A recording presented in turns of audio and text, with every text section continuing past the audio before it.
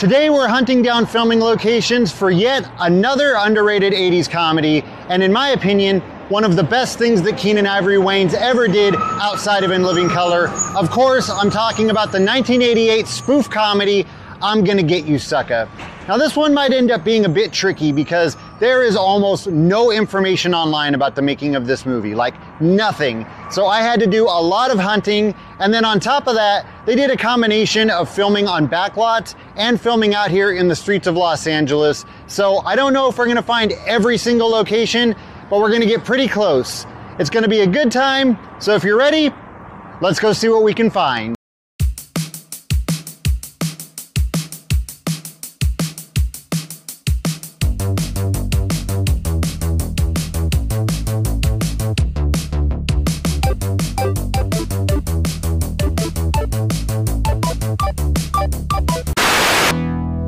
The movie begins with a crane shot of some police cars racing down the street. That was filmed on 4th Street in downtown Los Angeles, looking at Los Angeles Street. As the last police car passes by, the camera pans to the right and we see a parking lot with a crime scene towards the back of it. Now, right here is where that parking lot was. Unfortunately, a building has since been erected in that parking lot. However, the alley with the crime scene is still behind this building, but I wouldn't really recommend hanging out back there. Right here is where the detective gets out of his car. This is the building that you see behind him. And then just a few feet away from his police car is where Junebug's body is lying on the ground. I wonder how he goes to the bathroom with all that stuff on. So after his funeral, Junebug's mom and his widow Cheryl are paid a visit by a couple of guys who claim to be friends of Junebug's.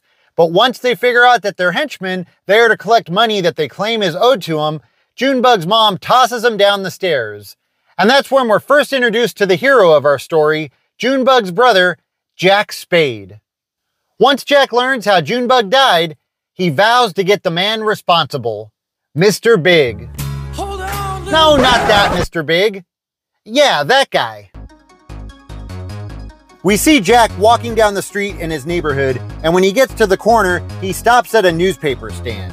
Jack was actually walking down Hennessy Street on the Warner Brothers lot, and that newspaper stand was set up right here on the corner. So Jack stops and picks up a newspaper, and he's reading about how John Slade is going to be hosting a youth game competition. Now notice those buildings that you can see behind Jack, and here's those same buildings, and surprisingly, not too much has changed on them.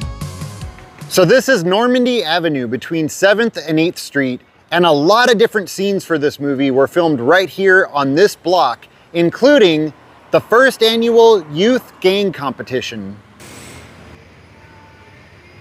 Right here is where the cop was standing in the middle of the street pointing his gun. All of these buildings still match up perfectly, and that one down there in the end is still the U-Lock storage. It just no longer has the billboard on top of the building.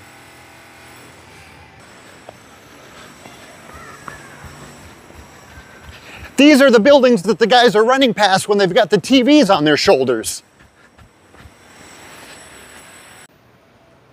Right about here is where the referee was standing. You can see these two buildings behind him. And right here is where the abandoned car was that they dismantle. Those trees are now blocking the windows and the balcony, but everything's still there and still matches up.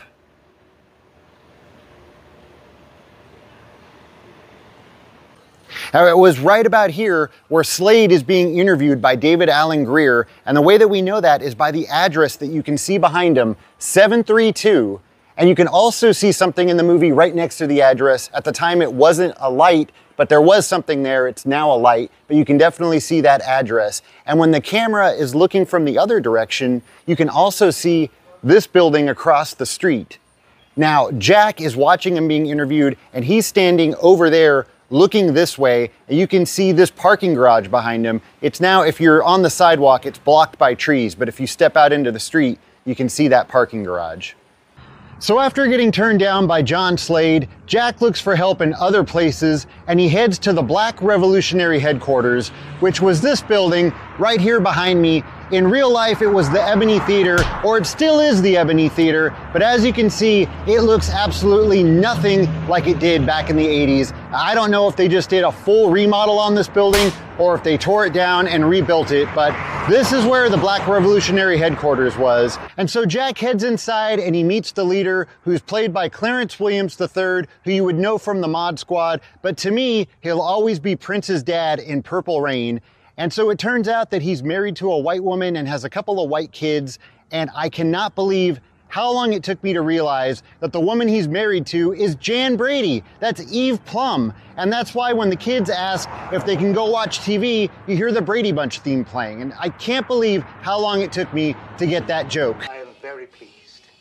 Yes, you and your lovely sister, you may go and watch TV. The small diner that Cheryl worked at was the Modern Cafe in downtown Los Angeles.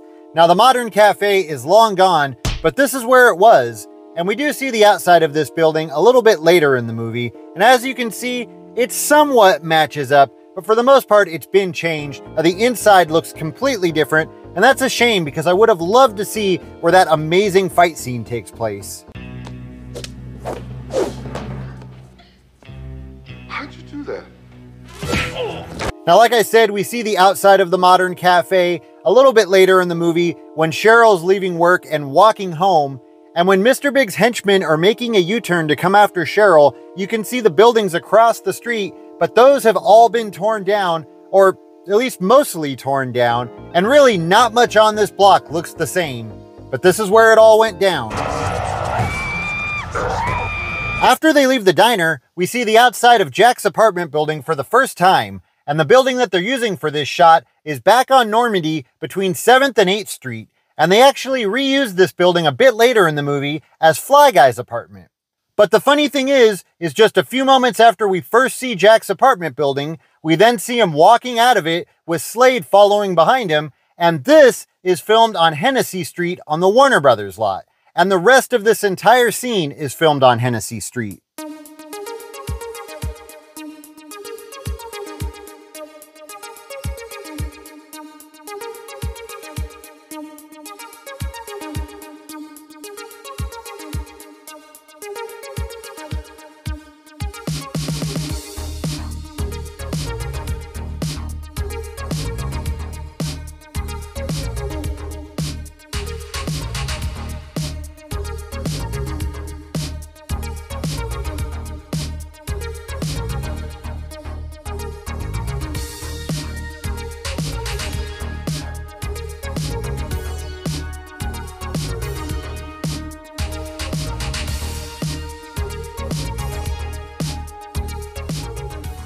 So I think probably a lot of people's favorite scene in this movie is when Chris Rock goes into Hammer and Slammer's barbecue to get one rib.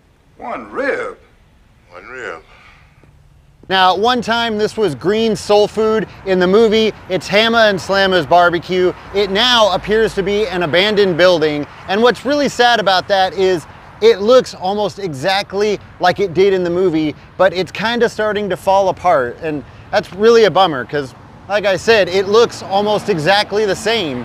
Now, we do get one shot of the outside of this building when Chris Rock is walking in, but most of that scene takes place inside. So I definitely was hoping that we would get to go inside and take a look, but that's obviously not going to happen. I mean, there's not even any information out here about leasing it or anything, so I guess it's abandoned.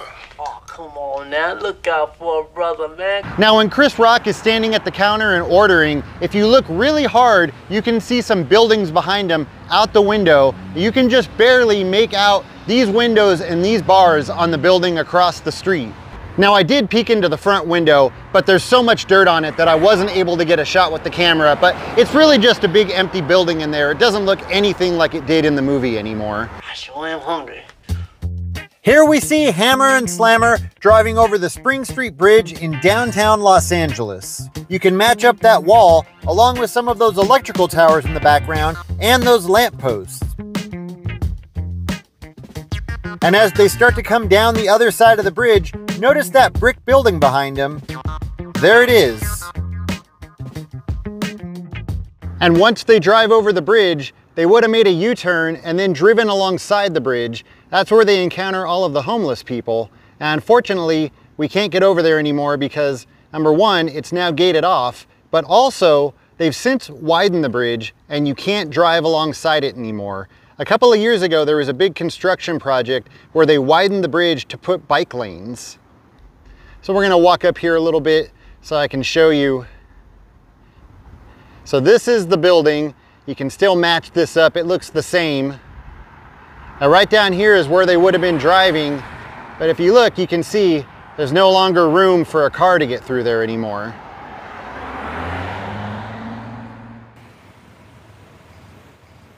"715 Normandy.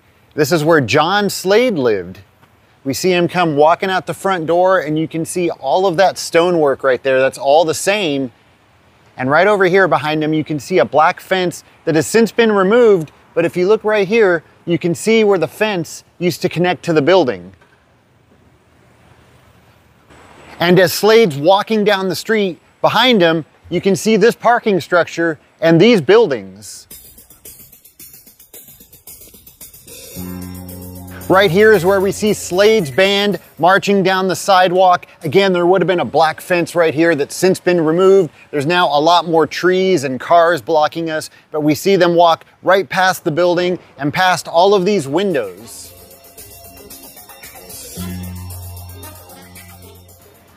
Okay, so we're back here on Normandy, actually across the street from John Slade's apartment, which is right down there. But this right here, this was Fly Guy's apartment. We see him come walking down those stairs, dressed to the nines. He's got the goldfish shoes. He's ready to hit the streets, but he doesn't realize that things have changed a lot while he was locked up in jail.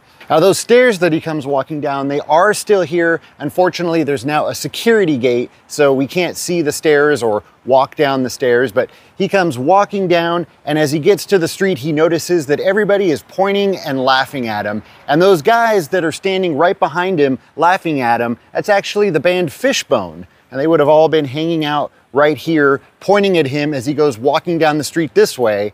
And he continues down the sidewalk. Again, he's noticing that everyone is pointing and laughing at him. We see him move past the building next door, and you can actually see this as he's walking by. Fly Guy ends up running down to the end of the block and ducking into this alley, which is now gated off.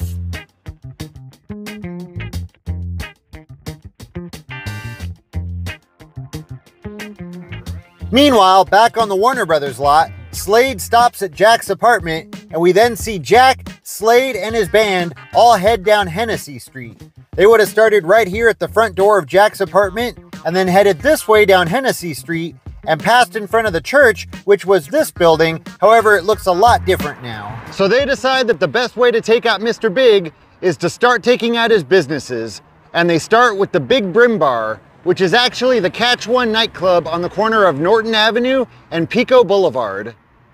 And right here is where they were standing across the street watching the Big Brim Bar. You can see all of these windows behind them, and you can actually see this box in the shot as well. And then if we come across the street here and look above the doorway, this is where the neon sign was that said Big Brim Bar. Right up there. And you can see where they covered up the windows, but they left the decorative molding on top. One there and one there. Both of those can be seen in the movie. Now, I found some pictures online of what it looks like now inside of this club. I don't know if they actually filmed inside of here, but I can tell you that what it looks like inside there now looks nothing like what it did in the movie. And they continue taking out Mr. Big's businesses by blowing up Chains R Us. And this is actually part of the Belasco Theater, and a lot of stuff right here is still recognizable, including this tree right in front. Of course, it's gotten a lot bigger, but look at that curve on the left side of the tree. It's still exactly the same. And as they pull away from the building, if you look through the explosion, you can see the marquee of what's now the Mayan Theater.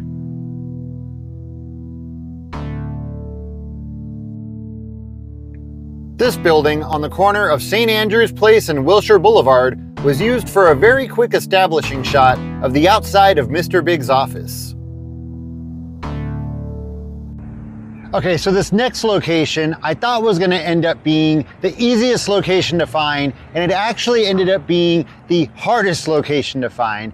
This is the scene where Kung Fu Joe gets pulled over by the police, and they try and frame him, and then they end up ambushing him. Now, the first thing that I noticed in that scene was the railroad tracks running down the middle of the street, and it automatically made me think of Banning Street, which is where I'm standing right now. But then when I started looking at Banning Street, it didn't match up. So then I started looking at every street in downtown Los Angeles that either has or had railroad tracks running down the center of it and that had a curve. But everything kept bringing me back to Banning Street. So then I started looking at the building that he stopped in front of, and eventually, after a lot of research, I figured out that this entire area right here behind me used to be the Los Angeles Soap Company, one of the largest and oldest soap companies. And you can look this up on the internet and you can find pictures of the Los Angeles Soap Company, and you can see that it matches up with the building that you see in the movie. So it turns out that it was Banning Street. At the time, this wasn't a dead end. The street used to go all the way through, had the railroad tracks running down the center, and curved to the left. All of this right here was the LA Soap Company, and this is where Kung Fu Joe gets stopped by the police. Hammer and Slammer are walking to their car when they run into a couple of Mr. Big's henchmen. Everybody pulls out their guns, and a gunfight takes place right here in this parking garage. That is until one of the henchmen takes off running to the upper level. Oh, and then this happens. Sorry, man, I don't know that karate. Me neither. You wanna fake it? I don't care. And now back to the one that's trying to get away. I gotta say, I'm really excited that we found the exact parking garage and the exact ramp that they're running up. This is one of those spots that not a lot of people would understand, but it feels really cool to be standing here.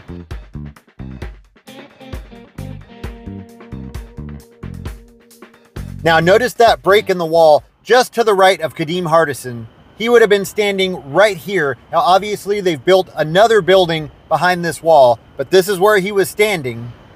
It was right here in this exact spot where Slammer was standing. He was actually standing right in front of these stairs. He's just blocking them, but you can see this building behind him. So after being ambushed by the police, Kung Fu Joe makes his way over to Slade's apartment. Now this time you can clearly see the address on the front of the building. However, they've since changed the awning, so it's no longer there, but this can definitely be seen in that shot. So Kung Fu Joe manages to stumble up to the front of the building, and he calls Slade on the call box, which is still here, but it no longer has the handheld device. He stands right here having a conversation with Slade before realizing that he's actually talking to Slade's answering machine. I fooled you. I'm not home right now. We'll leave your name and number. I'll call you back as soon as possible. So Mr. Big kidnaps Cheryl and he's holding her hostage, and now Jack and the rest of his crew have to head down to Mr. Big's hideout to rescue her. That big finale takes place in a factory in downtown Los Angeles, and of course, that factory no longer exists. It used to be located right here, but now this building has been built in its place. And the way that I figured this out is I've actually been down here a few times because there was a couple of movies filmed here. Now when Jack first busts through the door of the hideout, if you look behind him off in the distance, you can see another building that appears to have some arches.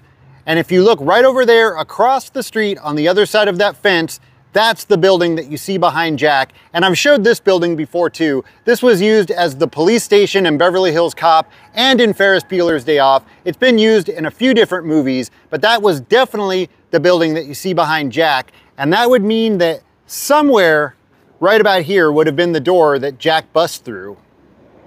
Now, if you skip ahead to when Jack and Cheryl and Slade are walking out of the building after he's battled Mr. Big, they're standing in like a parking lot or a courtyard, and that same area was used in The Naked Gun and They Live.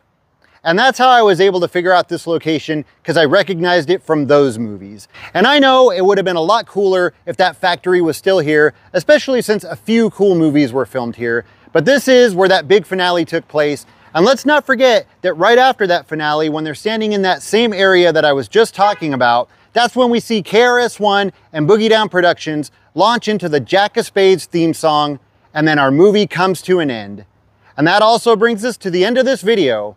So as always, thank you so much for watching, and I'll see you next time. Let's get that sucker.